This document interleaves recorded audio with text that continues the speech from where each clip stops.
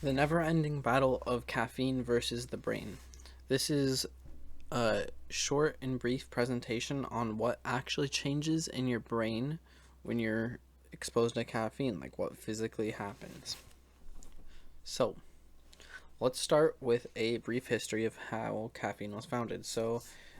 It started out as there were workers and they needed to find a way to stay, energized throughout the day so they could continue working, logging and digging and just such, 16th, 17th century stuff.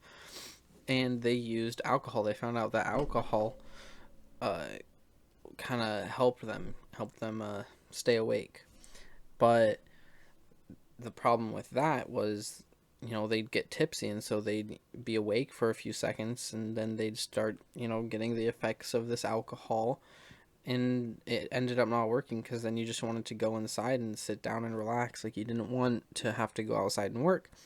And so some guy comes along and discovers tea and coffee, and they found out that, like, you can drink tea and coffee and it has lots of caffeine in it, and you can go about the forest and chop down your trees and dig your holes and build your houses for your community and not get tipsy like you would if you were still using alcohol instead of like coffee or something like that.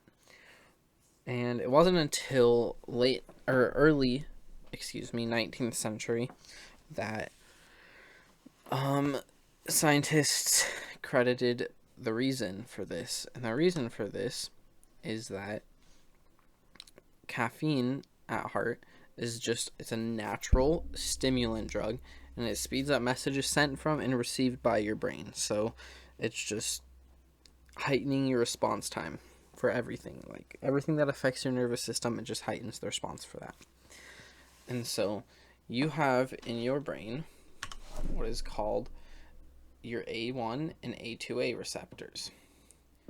And these are adenosine receptors. So as you're going about your day, and let's say you work or you go to school or whatnot, you come home, and throughout the day, you know, you start getting like adenosine that attaches to your A2A receptors, and it tells your brain you're tired and needs to calm down.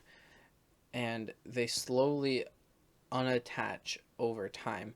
They can't after they're attached, they won't go away until you have slept and refreshed your brain.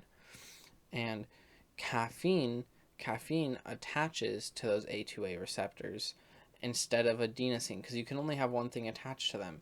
And so it attaches to the A2A receptors on your neurons and essentially blocks the adenosine from coming in and telling you that you're tired. And that's short and brief why caffeine makes you awake. You drink caffeine, it enters your blood, circulates through your body. Once it gets to your brain, it attaches to those A2A receptors, which bans adenosine from attaching to them because it only allows one thing to be on the end of the neuron at once. And boom, you're awake.